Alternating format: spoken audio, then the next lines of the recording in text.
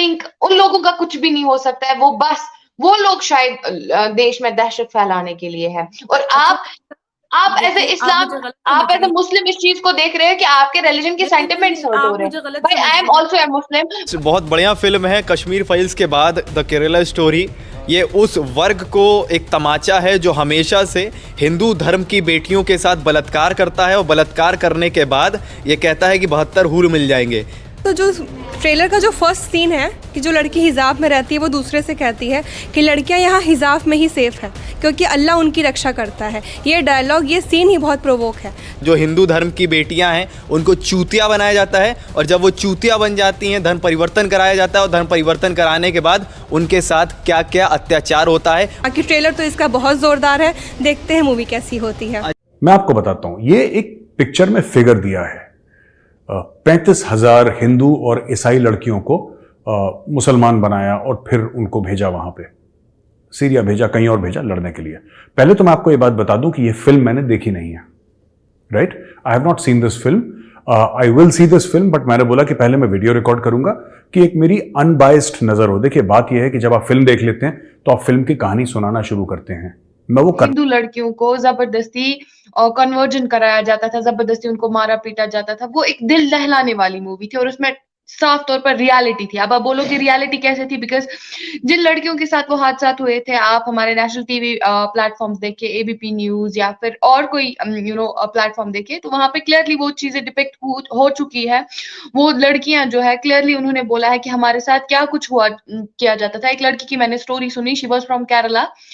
तो उनको जो है 13 साल पहले जो है उनको इस्लाम जबरदस्ती कन्वर्ट कराया गया था। एंड अकॉर्डिंग टू हर, उनसे हमें ये जानने को मिला कि उनके साथ कुछ मुस्लिम कलीग्स पढ़ते थे और मुस्लिम कलीग्स में उन्होंने उसके दिमाग में उनके धर्म के बारे में वो ऐसी क्वेश्चंस पूछते थे, शायद ही वो नहीं जानती, बिकॉज हर कोई उतना ज्यादा तो नॉलेज रखता नहीं है। तो धीरे धीरे उनमें वो मतलब उसके दिमाग में वो बातें डाली गई, उनको जबरदस्ती कन्वर्ट कराया गया, तब जाके एक पॉइंट पे वो ऐसे आई, एक पॉइंट पे वो अपने रिलीजन को ऐसे समझ पाई, फिर से वो सब ठीक हो गया। लेकिन जो हादसात उन लड़कियों के साथ हुए हैं, जो हादसात उन लड़कियों के साथ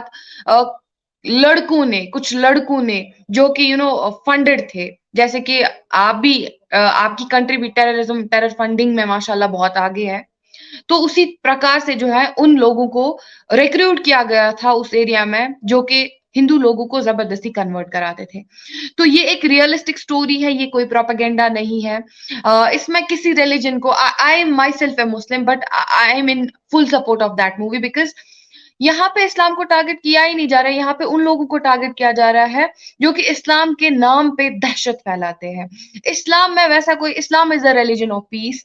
इस्लाम में ऐसा कहीं पे नहीं है, जैसे व्हाट, उन जैसे लोगों और उन जैसे मौलाना की वजह से शायद मुस्लिम लोग बदनाम है, हम जैसे मुस्लिम लोग बदनाम है, और हम जैसे जो एक सच्चाई में रिलीजियस लोग है ना, जो हमारा रिलीजन वाकई में जो चीज कहता है ना, उस पे वो लोग तो है नहीं। भाई आप मुझे बोलो कि रिलीजन में ये कहाँ पे लिखा है कि आप किसी की इंसल्ट पब्लिक प्लेस पे करो।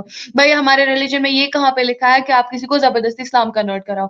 तो जाहिर सी बात है, जब आप इस्लाम की वो छवि हमारे समाज में डालोगे तो लोग तो समझेंगे ये टेररिज्म है, लोग तो समझेंगे ये दहशत का एक रिलीजन है, लोग तो इस्लाम से नफरत करेंगे ही। लेकिन अगर वाकई में आप इस्लाम को उस तरीके से लोगे ना, जिस तरीके से हमारे prophet Muhammad peace be upon him ने इस्लाम को लाया था, जिस तरीके से उन्होंने यू नो इस्लाम को फैलाया था, तो लोग आपके रिलीजन से भी प्यार करेंगे।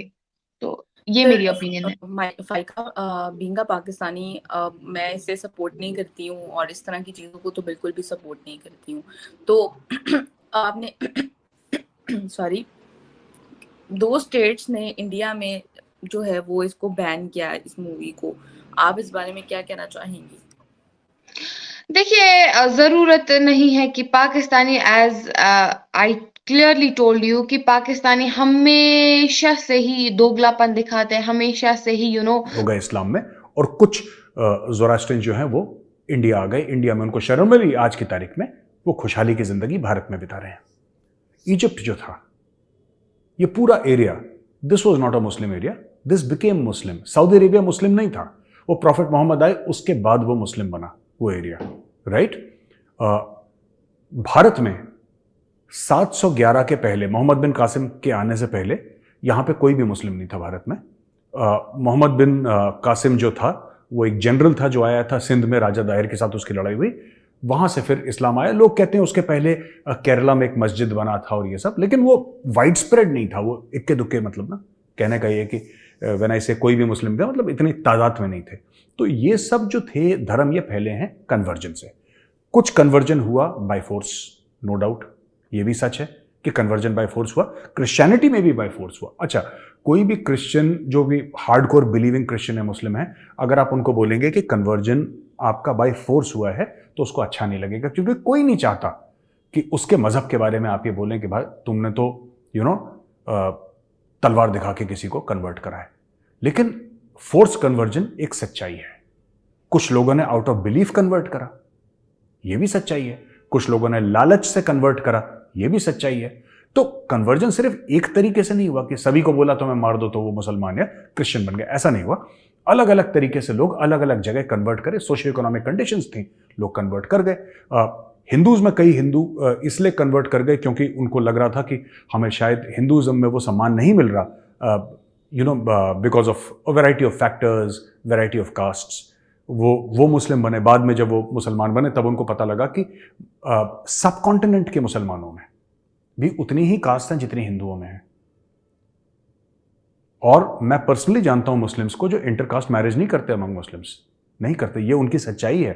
हाँ, इस्लाम के खिलाफ है ये, क्योंकि इस्लाम में इन सब चीज़ों की मनाही है। इस्लाम में इन सब चीज़ों की मनाही है, राइट?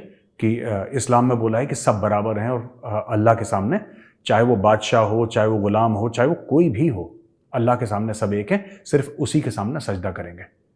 ये इस्लाम सिखाता है। लेकिन इस्लाम तो कई और चीज़ें सिखाता है जो कई लोग नहीं मानते, राइट? तो जो लिखा है इस्लाम में वो चीज़ अलग है और जो एक्चुअल ग्राउंड पे हो रहा है उसमें ज़मीन आसमान का फ़र्क है। Now coming to the Kerala story. Kerala story का क्या, मैं आपको बताता हूँ। इस्लामिक रेडिकलाइजेशन केरला में बहुत ज़्यादा फैल रहा है। और ये आया कैसे केरला में? अब आप बोलेंगे साहब 100% लिटरेसी रेट थी यहाँ पे केरला में, और आज भी है, most well educated state in India. तो जिसको ऐसा लगता है कि एजुकेशन से रेडिकलाइजेशन खत्म हो जाता है, मुझे लगता है कि ये थ्योरी शायद सही नहीं है।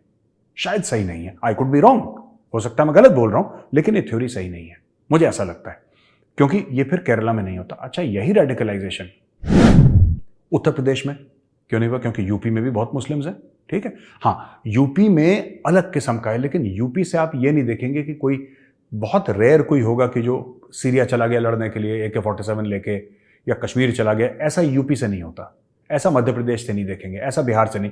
वो आपस में बाहुबलियों की लड़ाई है, माफिया की लड़ाई है, कम्युनल वायलेंस है, ये आप यूपी में देखेंगे।